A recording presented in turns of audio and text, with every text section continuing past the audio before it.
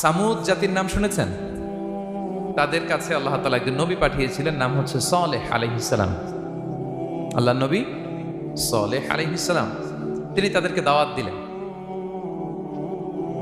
যে হে আমার জাতিগোষ্ঠীর লোকেরা, এক আল্লাহর ইবাদত করো। তারা অবাধ্য হলো। তিনি সত্যের পথে আহ্বান করলেন, তারা এই কথা শুনলো না।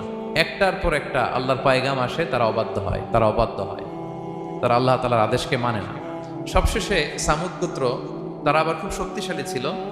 তারা পাহাড় কেটে আর্কিটেকচার করে ডিজাইন করে কিভাবে আবাসন তৈরি করতে হয়, পাহাড়ি এলাকায় মাউন্টেইন এলাকায় কিভাবে আবাসন তৈরি করতে হয়, এটার ব্যাপারে এক্সপার্ট ছিল। তো তারা সালেহ আলাইহিস সালামকে বলল, সলে তুমি পাগল, তুমি জাদুকর, তুমি যে আল্লাহর কথা বলছো আমরা মানবো এক শর্তে, যদি এই পাহাড়ের ভেতর থেকে 10 মাস গর্ভধারিণী একটা উট যদি বের করে আনতে পারো, এমন একটা শি ক্যামেল